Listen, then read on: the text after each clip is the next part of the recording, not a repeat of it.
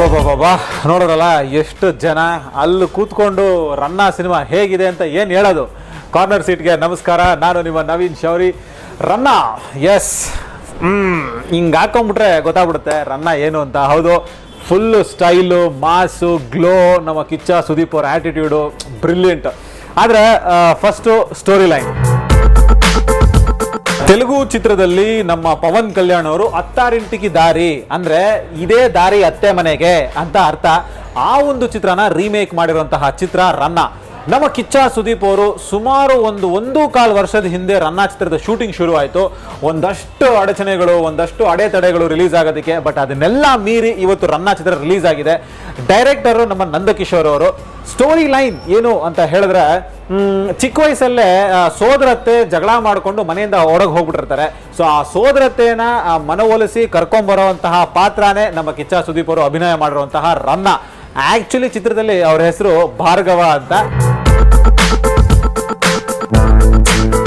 ಈ ಹಿಂದೆ ವಿಕ್ಟ್ರಿ, ಅಧ್ಯಕ್ಷ ಅಂತ 2 ಹಿಟ್ಗಳನ್ನ ಕೊಟ್ಟಂತಹ ನಂದಕಿಶೋರ್ ಅವರು ರನ್ನ ಚಿತ್ರದ ನಿರ್ದೇಶಕರು. ಅಫ್ಕೋರ್ಸ್ ವಿಕ್ಟ್ರಿ ಸೂಪರ್ ಹಿಟ್ ಆಗಿತ್ತು, ಆಮೇಲೆ ಅಧ್ಯಕ್ಷ ರೀಮೇಕ್ ಆಗಿತ್ತು, ಅವೆಲ್ಲ ಓಕೆ.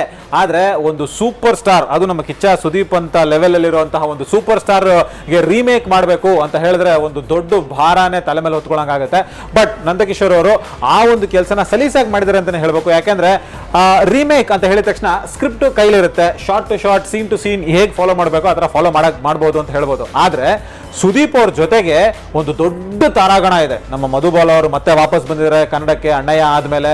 ಅದ್ರ ಜೊತೆಗೆ ದೇವರಾಜ್ ಸರ್ ಅವ್ರು ಆಗ್ಬೋದು, ಅವಿನಾಶ್ ಅವ್ರು ಆಗ್ಬೋದು, ಆಮೇಲೆ ಕಾಮಿಡಿ ಕ್ಯಾರೆಕ್ಟರ್ಸ್ಗಳಲ್ಲಿ ತಬಲಾ ನಾನಿ ಅವ್ರು ಆಗ್ಬೋದು, ನಮ್ಮ ಚಿಕ್ಕಣ್ಣ ಆಗ್ಬೋದು, ಅಂಡ್ ಕಾಮಿಡಿ ಕಾ ಉಸ್ತಾದ್, ಕಾಮಿಡಿ ಸರ್ದಾರ್ ನಮ್ಮ ಸಾಧು ಕೋಕಿಲ್ ಅವ್ರು ಆಗ್ಬೋದು. ಸೊ ಇದೆಲ್ಲ ಒಂದು ದೊಡ್ಡ ತಾರಾಗಣ. ಇವ್ರನ್ನೆಲ್ಲ ಮೇಂಟೈನ್ ಮಾಡಬೇಕು, ಒಂದು ಸ್ಕ್ರೀನ್ ಮೇಲೆ ಹೇಗೆ ತೋರಿಸ್ಬೇಕು ಅನ್ನೋ ಒಂದು ಕೆಲಸನ ತುಂಬಾ ಅಚ್ಚುಕಟ್ಟಾಗಿ ಮಾಡಿದ್ದಾರೆ ನಂದಕಿಶೋರ್ ಅವರು. Coming to performances, Kichcha Sudeep ಅವರು ಏನು ಅಂತ ಹೇಳಿ ಅವ್ರ ಪರ್ಫಾರ್ಮೆನ್ಸ್ ಬಗ್ಗೆ. ಅವ್ರ ಪರ್ಫಾರ್ಮೆನ್ಸು, ಅವ್ರ ವಾಯ್ಸು, ಅವ್ರ ಹೈಟು, ಅವ್ರ ಸ್ಟೈಲು ಎಸ್ಪೆಷಲಿ ಈ ಒಂದು ಚಿತ್ರದಲ್ಲಿ ತುಂಬಾ ಎದ್ದು ಕಾಣುತ್ತೆ. ತುಂಬಾ ಚೆನ್ನಾಗಿ ಸ್ಟೈಲಿಶ್ ಆಗಿ ತೋರಿಸಿದ್ದಾರೆ ರನ್ನ ಚಿತ್ರದಲ್ಲಿ ಸುದೀಪ್ ಅವ್ರನ್ನ. And Sudeep also really superb ಆಗಿ ಮಾಡಿದ್ದಾರೆ ಅವರು ಕೂಡ. ಅಂಡ್ ಸುದೀಪ್ ಅವ್ರ ಫ್ಯಾನ್ಸ್ಗೆ ನಿಜವಾಗ್ಲೂ ಅದೇ ಬೇಕಾಗುತ್ತೆ. ಎಸ್ಪೆಷಲಿ ಅವರು ಕನ್ನಡಕ ಹಾಕೊಳ್ಳೋ ಸ್ಟೈಲು, ಕನ್ನಡಕ ಹಾಕೊಂಡ್ರು ಅಂತಂದ್ರೆ ಒಂದಷ್ಟು ಫೈಟ್ಸು, ಒಂದಷ್ಟು ಏನೋ ಆಗುತ್ತೆ ಸ್ಕ್ರೀನ್ ಮೇಲೆ ಅಂತ ಒಂದು ನಂಬಿಕೆನ ಹುಟ್ಟಿಸುತ್ತೆ. ಅಂಡ್ ಜೊತೆ ಇರುವಂತಹ ಕ್ಯಾರೆಕ್ಟರ್ಸ್ ಆಗ್ಬೋದು, ಈಗ ಹರಿಪ್ರಿಯಾ ಅವರು, ರಚಿತಾ ರಾಮ್ ಅವರು, ಅಫ್ಕೋರ್ಸ್ ಇವರೆಲ್ಲರೂ ತನ್ನ ಪಾತ್ರಕ್ಕೆ ಎಷ್ಟು ಬೇಕೋ ಅಷ್ಟು ಕೆಲಸನ ಕರೆಕ್ಟಾಗಿ ಮಾಡಿದ್ದಾರೆ. And overall performances really good. ಈ ಚಿತ್ರನ ಏನಕ್ಕೋಸ್ಕರ ನೋಡಬೇಕು? Yes, the lion is back, ಬಬ್ಬರ್ ಶೇರ್ ಇಸ್ ಬ್ಯಾಕ್. ಹೌದು, ಜಂಗಲ್ ಮೇ ಸಿಂಗಲ್ ಶೇರ್ ನಾಮ್ ಹೇ ಇಸ್ಕಾ ಬಬ್ಬರ್ ಶೇರ್ ಅಂತ ನಿಜವಾಗ್ಲೂ ರನ್ನ ಒಂದು ಟೈಟಲ್ ಸಾಂಗ್ ಏನಿದೆ ಅದು ಸಖತ್ತಾಗಿದೆ. ಸೊ ಆ ಸಾಂಗ್ ಹೇಳೋ ಥರನೇ ನಮ್ಮ ಕಿಚ್ಚ ಸುದೀಪ್ ಅವರು ಇಸ್ ಬ್ಯಾಕ್ ವಿತ್ ರನ್ನ.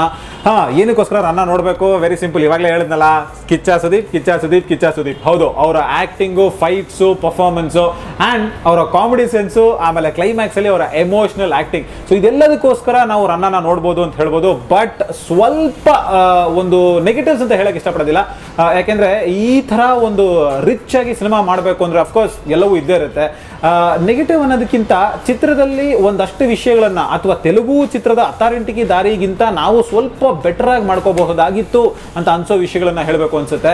ಏನಂದ್ರೆ ಸೆಕೆಂಡ್ ಹಾಫ್ ಅಲ್ಲಿ ಸ್ಟೋರಿ ಲೈನ್, ಈಗ ಗೊತ್ತು ಸೋದರತ್ತೆ ಕೋಪ ಮಾಡ್ಕೊಂಡು ಹೋಗಿದ್ದಾರೆ, ಅವರನ್ನ ವಾಪಸ್ ಮನೆ ಕರ್ಕೊಂಡ್ ಬರಬೇಕು, ಇದು ಸ್ಟೋರಿ ಲೈನ್. ಓಕೆ, ಸೊ ಇದನ್ನ ತೆಲುಗುದಲ್ಲಿ ಹೇಗೋ ನೋಡಿದ್ರು, ಹೇಗೋ ಮಾಡಿದ್ರು ಜನ ಅಂತ ಆದ್ರೂ ನಮ್ಮ ಕನ್ನಡದಲ್ಲಿ ಒಂದು ಸೆಕೆಂಡ್ ಹಾಫ್ ಅಲ್ಲಿ ಬೇರೆ ಇನ್ನೇನೋ ಮಾಡಬೇಕಾಗಿತ್ತು, ಬೇರೆ ಏನಾದ್ರೂ ತಂದ್ರೆ ಚೆನ್ನಾಗಿರ್ತಾ ಇತ್ತು, ಏನ್ ಗುರು ಸ್ಟೋರಿ ಲೈನ್ ಮುಂದೆ ಹೋಗ್ತಾ ಇಲ್ವಲ್ಲ ಅಂತ ಒಂದಷ್ಟು ಕಡೆ ಅನ್ಸುತ್ತೆ. ಬಟ್ ಸುದೀಪ್ ಅವರು ಮತ್ತೆ ನಮ್ಮ ಸಾಧು ಕೋಕಿಲ್ ಅವರು ಅದನ್ನ ತಳ್ಳ ಹಾಕ್ತಾರೆ ಅಂತ ನನಗೆ ಅನ್ನಿಸ್ತಾ ಇರೋದು. ನಿಮಗೇನು ಅನ್ಸುತ್ತೆ ಅನ್ನೋದನ್ನ ನೀವು ನೋಡ್ಬಿಟ್ಟು ನೀವೇ ಹೇಳಬೇಕಾಗುತ್ತೆ. ಬಟ್ ರನ್ನ ಚಿತ್ರನ ಎಷ್ಟು ಸಲ ನೋಡಬೇಕು ಅಂತ ಕೇಳಿದ್ರೆ ನನ್ನನ್ನು ನಿಜವಾಗ್ಲೂ ಫ್ರಾಂಕ್ ಆಗಿ ಹೇಳ್ತೀನಿ, ತಿತ್ತಿಲಿ ತಿತ್ತಿಲಿ ಸಾಂಗ್ ಅಂತ ಶೂಟ್ ಮಾಡಿದ್ದಾರೆ ಸ್ವಿಟ್ಜರ್ಲ್ಯಾಂಡ್ ಅಲ್ಲಿ. Wow, brilliant. Plus Sudeep sir ಅವರ ಕಾಸ್ಟ್ಯೂಮ್ಸು, ಗಾಡಿಗಳು, ಆ ತೋರಿಸಿರುವಂತಹ ರಿಚ್ನೆಸ್ಸು, ಸ್ಟೈಲ್ಸು, ಇವೆಲ್ಲದಕ್ಕೋಸ್ಕರ ರನ್ನ ಚಿತ್ರನ ಖಂಡಿತವಾಗ್ಲೂ 2 ಸರಿ ನೋಡಲೇಬೇಕು ಅಂತ ನನಗನ್ನಿಸ್ತಾ ಇದೆ. ಬಟ್ ಅಪ್ಪಟ ಕಿಚ್ಚ ಸುದೀಪ್ ಅವರ ಅಭಿಮಾನಿ ಆದ್ರೆ 3 + 1 2 3 ಎಷ್ಟು ಸರಿ ಬೇಕಾದ್ರೂ ನೋಡ್ಬೋದು ಅಂತ ನನ್ಗನ್ಸುತ್ತೆ. ಇದಿಷ್ಟು ರನ್ನ ಚಿತ್ರ ಹೇಗಿತ್ತು, ಏನ್ ಕತೆ ಅಂತ ನಾನು ನಿಮ್ಮ ನವೀನ್ ಶೌರಿ ಹೇಳಿದ್ದು ಕಾರ್ನರ್ ಸೀಟಲ್ಲಿ. ಅಫ್ಕೋರ್ಸ್ ಈ ಒಂದು ರಿವ್ಯೂ ನಿಮಗೆ ಇಷ್ಟ ಆಗಿದ್ದಿದ್ರೆ ದಯವಿಟ್ಟು ಲೈಕ್ ಮಾಡಿ, ಹಾಗೆ ಸಬ್ಸ್ಕ್ರೈಬ್ ಕೂಡ ಮಾಡಿ. Thank you so much. ಮತ್ತೆ ಸಿಗ್ತೀನಿ ಕಾರ್ನರ್ ಸೀಟಲ್ಲಿ, ನಿಮ್ಮ ನವೀನ್ ಶೌರಿ.